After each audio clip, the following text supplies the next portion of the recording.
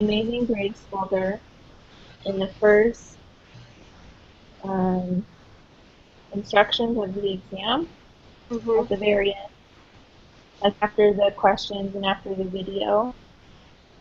And it just says that, like, there's a link to it, but I don't have like a form or anything. I feel like when we've done these before, it's been. You just click on the rubric. Let's see what I do. I don't know if it's just me or is iLearn been slow for everyone today. It might be slow for everyone. Everyone's probably trying to finish. Everyone is working on their homework.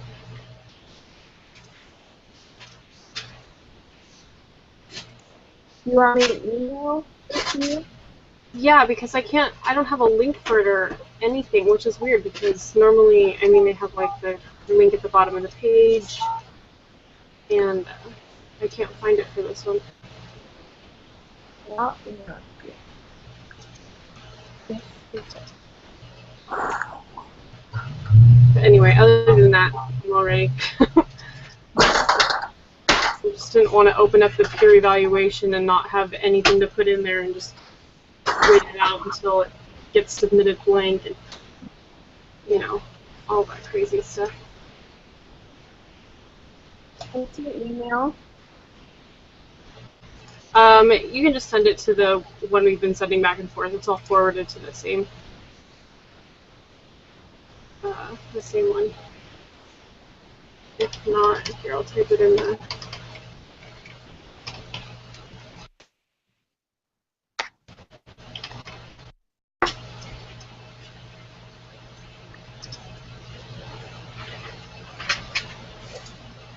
But yeah, so you had a chance to watch the movie? Yes, I watched it.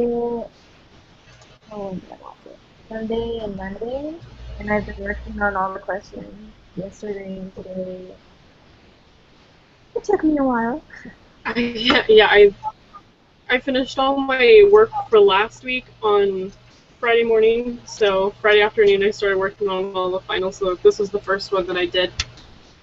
So it's not as fresh in my mind, but I just wanted to get it done as soon as possible. I did the questions right after I watched the movie, so at least that was fresh in my mind. Yeah.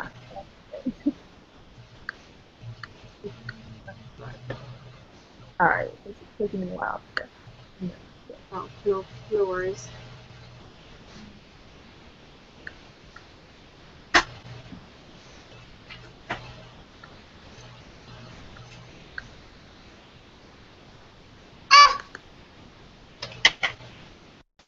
Okay.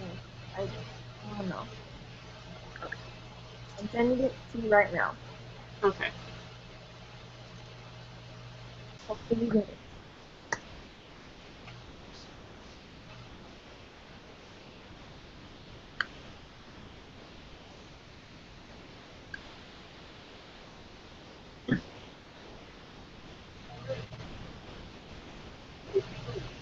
I did it through the school email. Okay.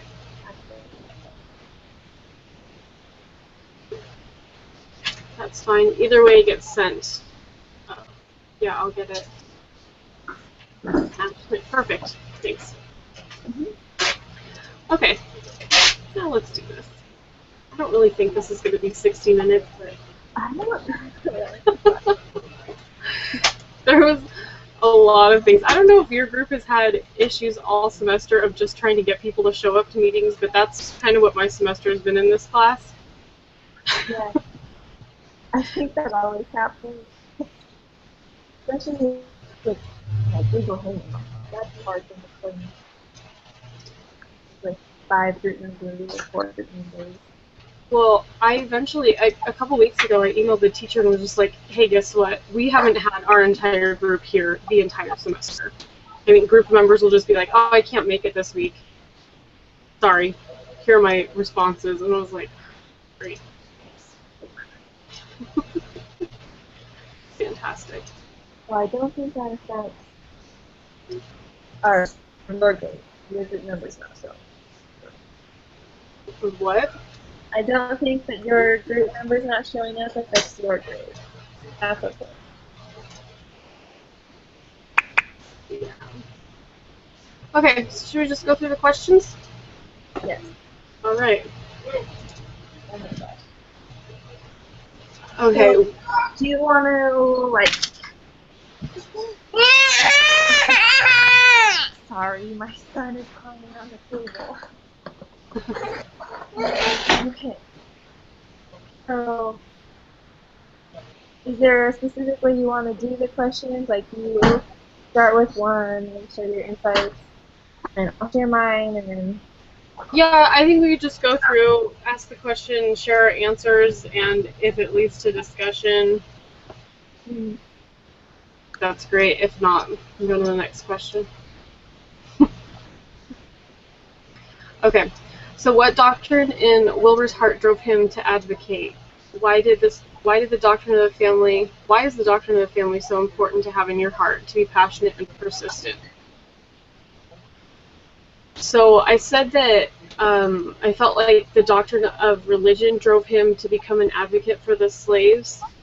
I think it was at the beginning of the movie he mentioned talking about feeling like the Lord was leading him to religion, but he was already involved in politics, and he didn't know how he could do both. Yeah. And then I said because he had the motivation of religion, he was more motivated to act, whereas if it was just logically, he would go with the money-making idea of continuing the slave trade. So.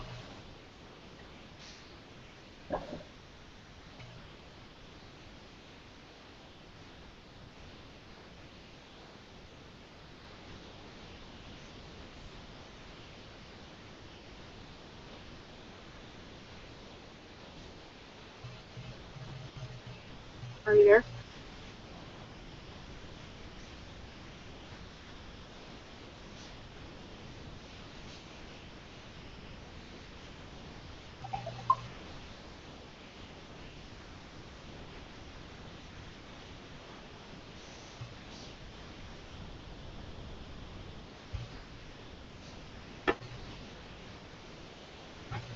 Can you hear me?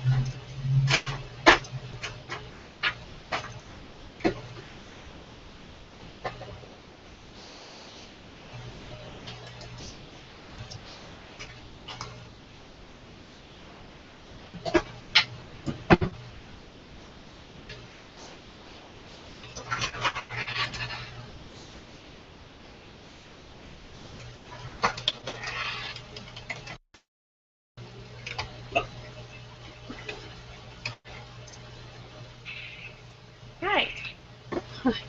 I don't know what happened. I'm really sorry. That's all right. Did you see me or anything, or was it?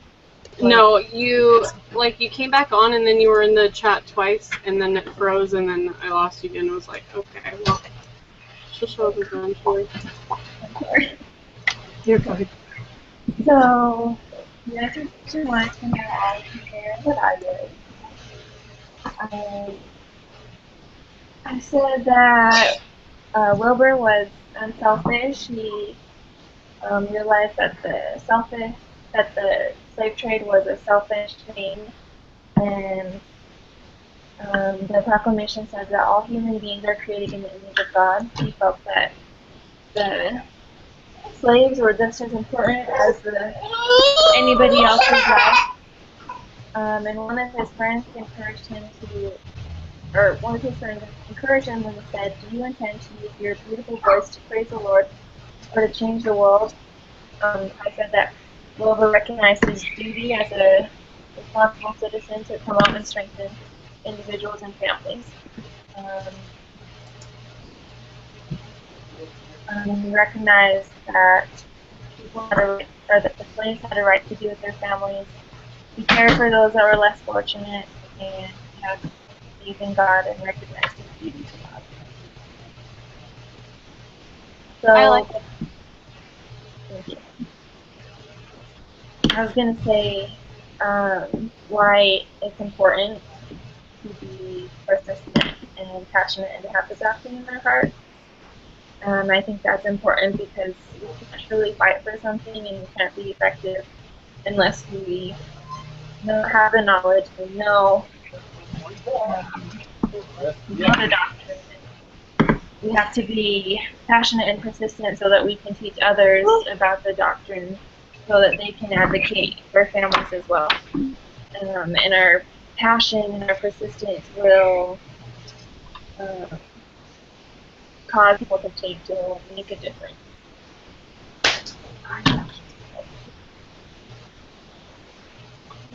All right. How did Wilbur employ a theoretical Brockenbrenner approach to become a more effective advocate? Identify at least one thing in each system and be specific. So I talked. Let's see. Now you have to like reread these from a week ago. So I liked how he went and reached out to all the different resources that he had. He didn't just keep it with his family, but he went to his friends and his religious leaders, who were leaders in the community as well, and his family members.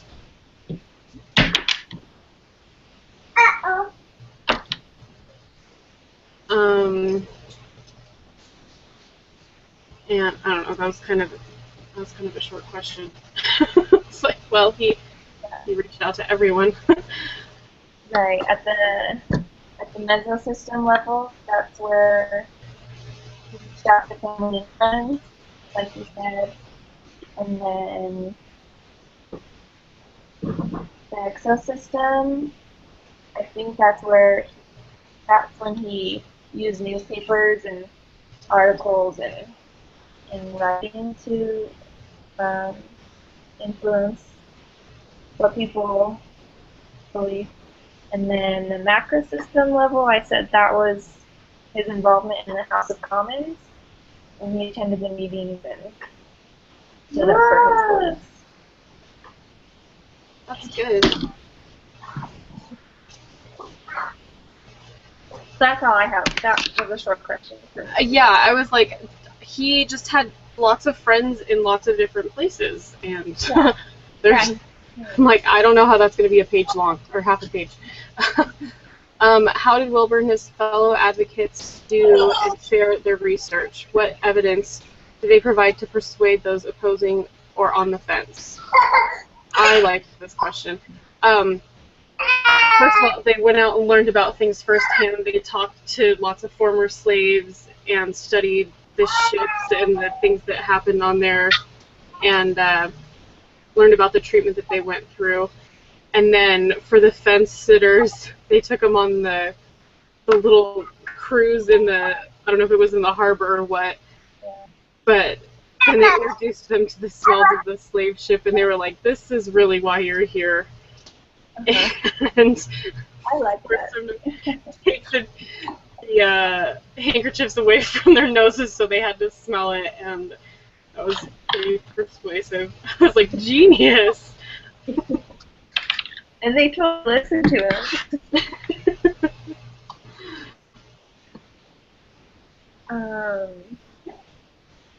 Let's see, what else did I have? We got a lot of personal accounts about the experiences, and I think someone wrote a book about it, and I think there was maybe an article about it too. I also said petition that he presented in the House of Commons of like 390,000 people was a Yeah. good evidence to support his argument. I just love that scene with the handkerchief.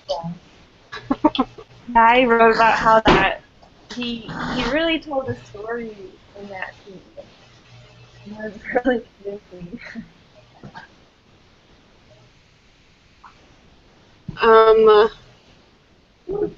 Okay, how does the film portray the importance of working together as a group? What has family advocacy group work taught you?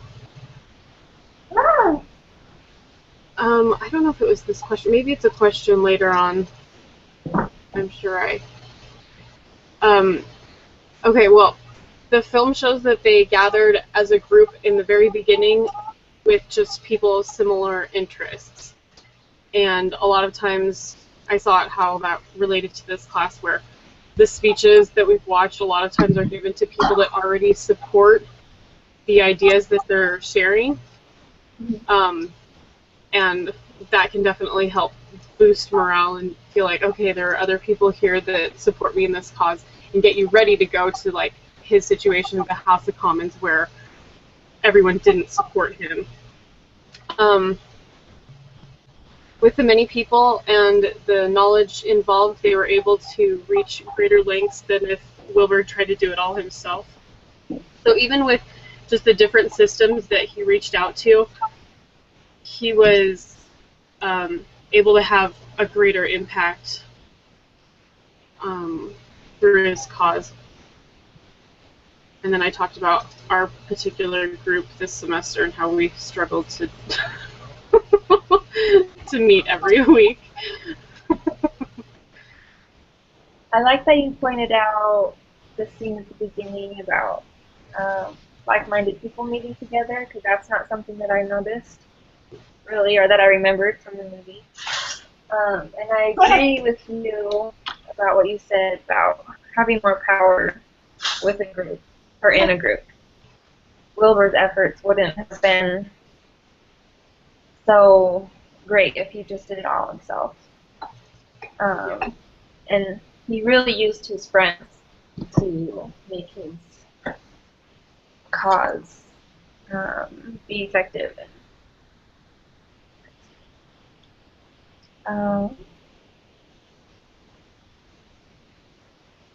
I also said that just being in a group, there's a lot more to gain. Like, there's more knowledge to share, more ideas and opinions, and more change. Our change is more likely to occur with a group instead of just one person. So that's all I have. I agree.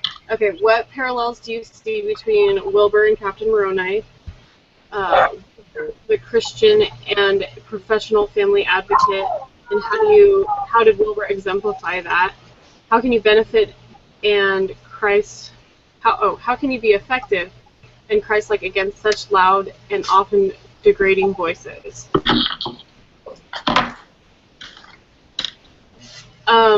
Okay, so I compared it to Wilbur and Moroni. They were both passionate about the things that they were fighting for. Moroni's obviously had his title of liberty. I think that Wilbur's title of liberty may have been the list of names that he unrolled to prove his point of this is all the people that are against it. I like that. Wilbur showed his ability to be a Christian and professional family advocate by staying focused on the needs of those he was defending. He wasn't distracted by the personal attacks that people were making on him, but focused instead on the main goal. The Savior taught us that the two greatest commandments are to love him and to love our neighbor, and Wilbur was concerned for the slaves and the terrible treatment they received.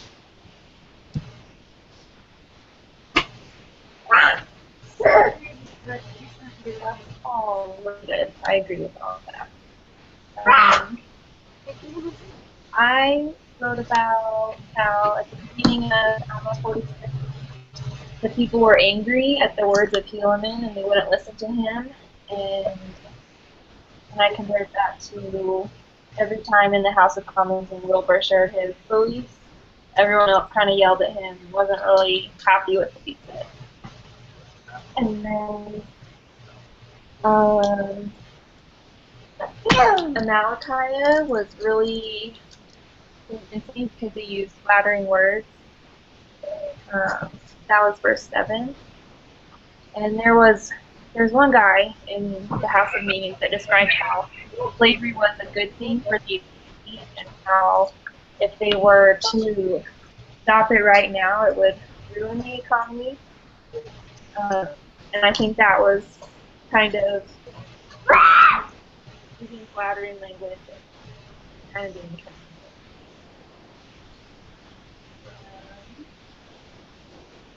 I like that. I didn't even think of that.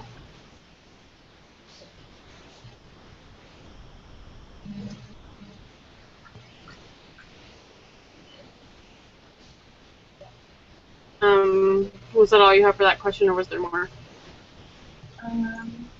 Well, that was all I had for the first question, but then what is a Christian? How to exemplify that? Such loud and often degrading voices. And I said, a professional and Christ-like advocate is someone that exemplifies attributes of Christ, like being peaceful and humble and patient. And I think Wilbur was all of those things. Because, like, in the House of Commons, people would be yelling at him, and everyone was trying to be yelling over each other, and he just waited until it was silent, and then he shared what he had to say. So he was patient and just kind of humble about how he went about sharing his beliefs.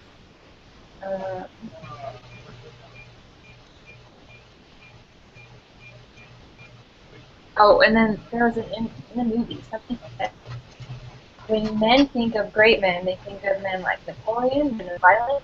Rarely do they think of peaceful men. That was also Wilbur was a peaceful man. That's what I have for. I like that. The next question. Marcia Barlow spoke on persuasive speaking and writing. Did Wilbur and others exemplify any of Marcia's ideas? How so? This is the one where I almost spoiled earlier by answering a different question.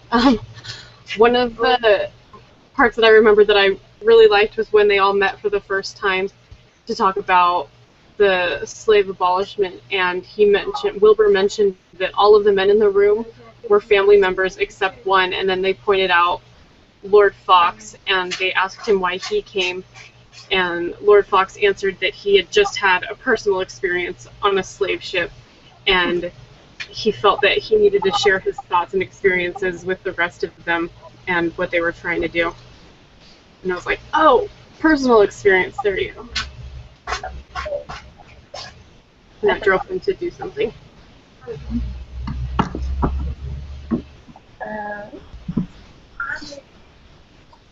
I know that Marcia Barlow discussed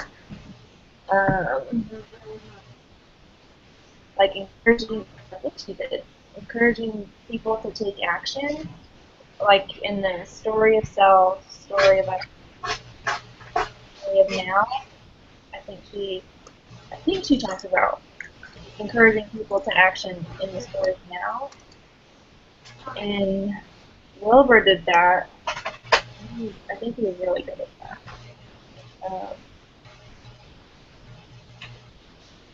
I also wrote about that scene on the boat where he told people to smell the smell of death. and that, I didn't notice the story of self so much in that speech, but I noticed more the story of us and the story of now, because we talked about what happened to the people on the boat, how they were treated, and then he talked about the smell and telling people to remember that Remember the people on the boat, and remember the smell, and remember that God moved it.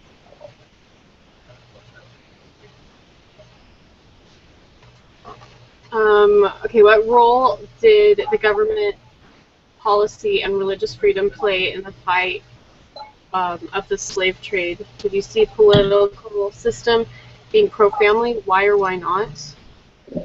Um, I kind of felt like the government, well, first of all, they played a huge role because they refused to, or they ignored the idea that it was even an issue to abolish the slave trade. And that, and I think I'm getting this right, that in the movie they talked about the importance that the slave trade brings to the economy, so I almost want to think that the political system was pro-family because it supported all of the people in the country, as opposed to being anti-family or individualistic where everyone was just fighting for themselves. Sorry. Yeah, I think you're right. I kind of had a hard time answering, really. But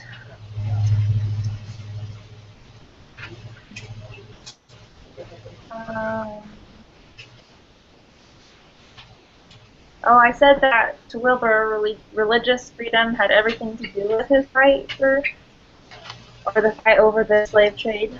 But to everyone else, religious freedom didn't seem to matter to them. Somebody said, or somebody asked Wilbur,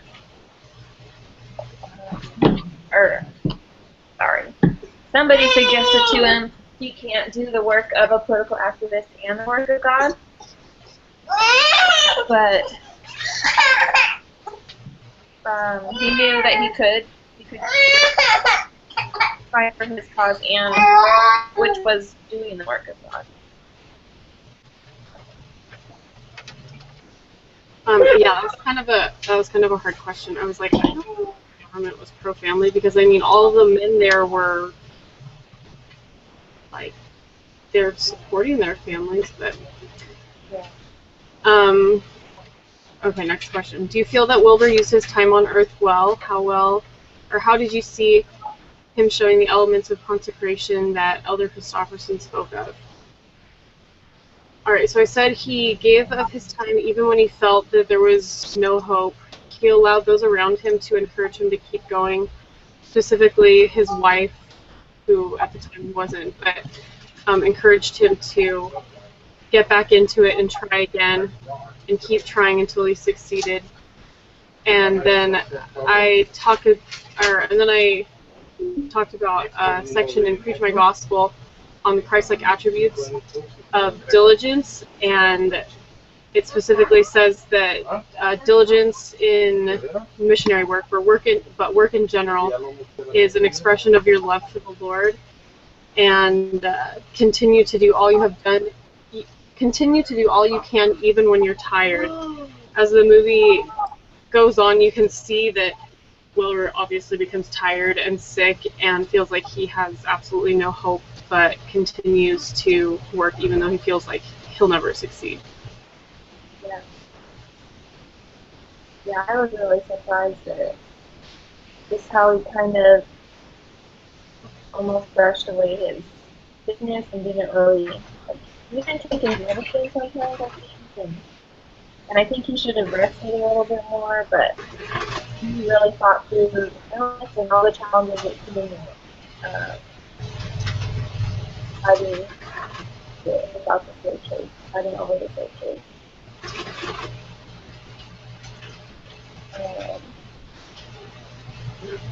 Elder Christofferson talks about 5 elements of a consecrated life. The 5 elements are purity, work, respect for one's physical body, service, and integrity. And I think that people worked very hard for his cause, and he tried to be patient and honest in his way. was respectful of the people around him and even the people that disagreed with him. And, yeah.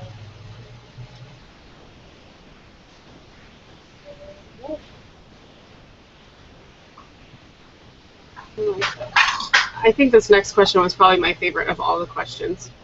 Any other profound thoughts or personal insights from the movie that are related to child and family advocacy? I really liked how his wife handled his struggle with his health. The scene where he had thrown out all of his medicine and refuses to take more, and he had his wife come downstairs and she was like, oh, we'll go get more, we'll go get more. And he's like, no, I don't want our children to see me like that. I want our children to know the real me. And he had her talk about their future children and what he had to look forward to instead of focusing on the pain that he was in now.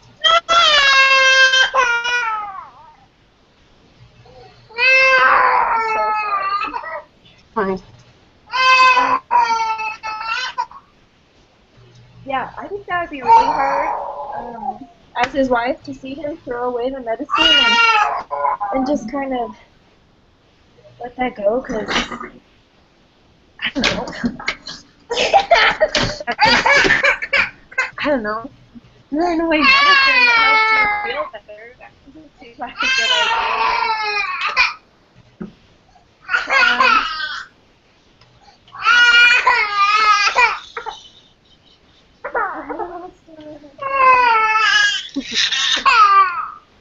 Nap time? Yeah, I think it is.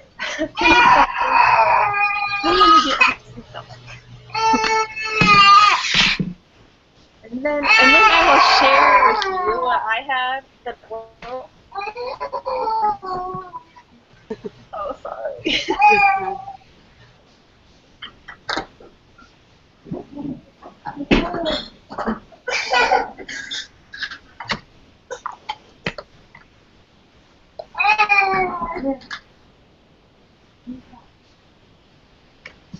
What I wrote for that question was at the beginning of the film, writing, and it said, most people accepted slavery. If you did not, and if those few were courageous enough to say something and do something about it. And I feel like that kind of that sums up how I feel. Being a child and family advocate, I'm not always courageous to stand up for something. In the world today, most people are on the other side. They support what society is, and being a child and family advocate, we're kind of in the minority, and people aren't as willing to listen to us, and there's, I don't know how many people are courageous enough to stand up for child and family advocacy, but I think to me it's really hard sometimes. Well, I also think that, and we kind of talked about this as a group earlier in the semester, but I think it was something that Marcia talked about, how all the people that are pro-family are at home with their family, whereas all the people that are anti-family are going to be there and be super outspoken about it and make all the pro-family people feel like they're absolutely alone because pro-family people have different priorities. And I think that's what makes it hard sometimes, is when you do get an opportunity to show that you're for the family, you already feel outnumbered because there's already so many people there participating against you.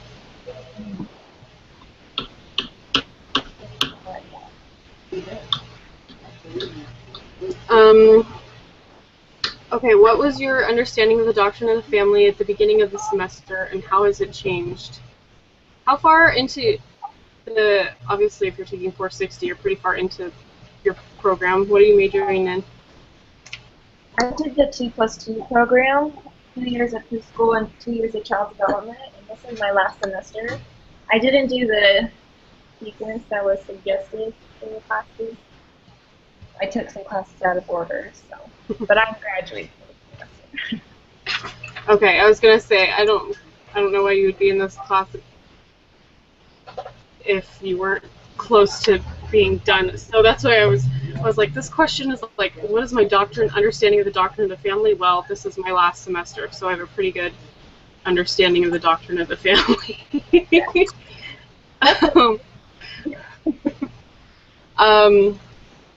But this semester has specifically given me the chance to think about my future family instead of my family of origin, and how important it is to teach children about, I don't know, doctrines of the family, different ideas that will impact them and help them be aware of the threats that they're going to face and get them prepared for that.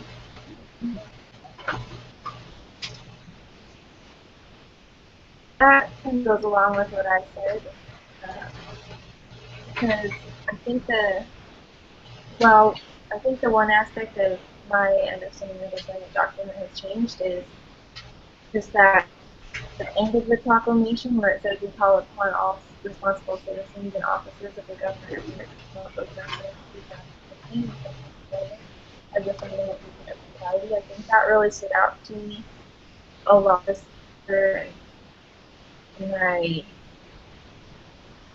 feel like, well, teaching my children has always been important to me, but really teaching my children so that they understand that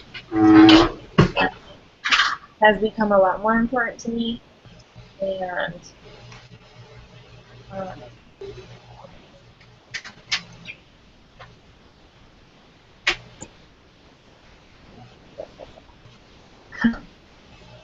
one of the other things that I wrote was that as a future parent, my children are going to have more than just me as an influence on their opinion of what family is. And it's important to establish a foundation of family is good as a first impression and not as a last resort of after they've already gone to school and seen that different types of families that they may be introduced to or no families at all. But as a parent, that they have us as the first impression of how good a family can be. Yeah, that's good. I'm kind of scared for the things my children will learn from their peers and from school. So, yeah, really teaching children what you want them to learn about the family first, and making sure they know that first is really important.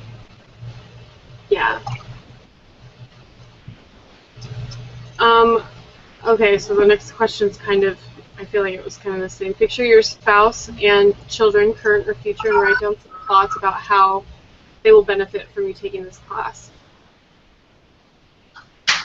I feel like the last couple weeks have been really like emphasizing getting out and doing something. I mean, the whole semester has kind of been getting out and doing something, but giving specific examples of how to talk to your kids about being involved in the community and being involved in politics, and just easy ways to do it. As long as you figure out how you're going to be involved, then you can get your kids involved. So something that like my parents did, they listened to AM radio every morning, and it was just like such a turn off to me, because it was like, first of all, as a kid, it's not going to have the same effect on me as it does on them. I just hear annoying voices where they're actually listening for content. But to know about, to learn it from them gives you an opportunity to understand it on a more personal level. So AM radio, not so much, but conversations about world events is probably helpful to talk to your children about. Yeah. That's something. My dad listens to the news a lot.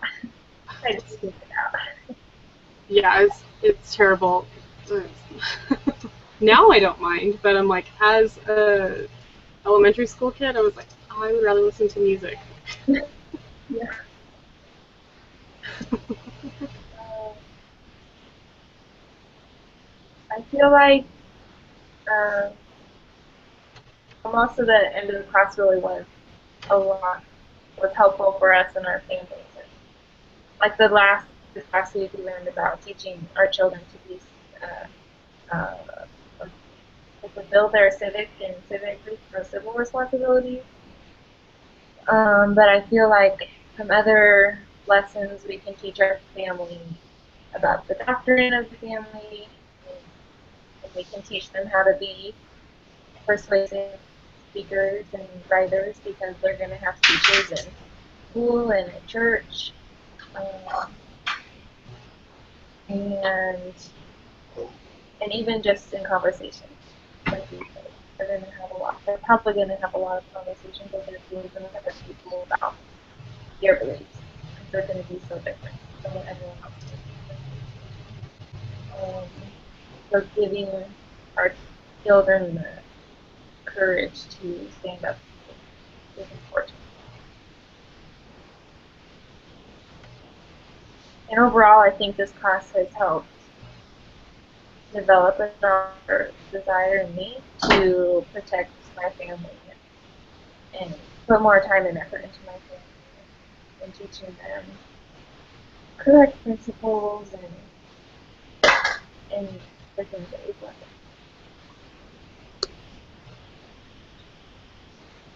Yeah, this is definitely. I don't know if you had to take Family 430, but there's a lot of the same stuff that's taught in this class. I mean, like the textbook that we read from for the Brofenbrenner's model, that's the textbook we use for 430.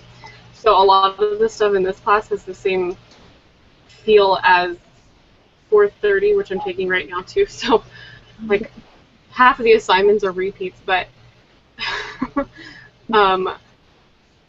this semester has definitely made me realize that, being,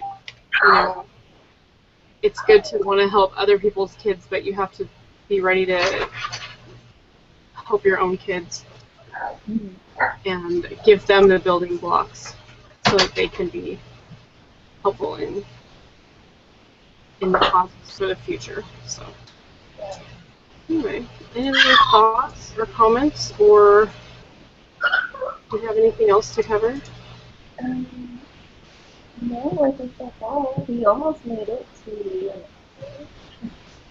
Yeah, I think, so the weeks this semester where it's just been like me and one other group member, our group meetings were like 20 minutes long, and we're like, sorry, we we talked about everything we could, and we only talked for 20 minutes. So,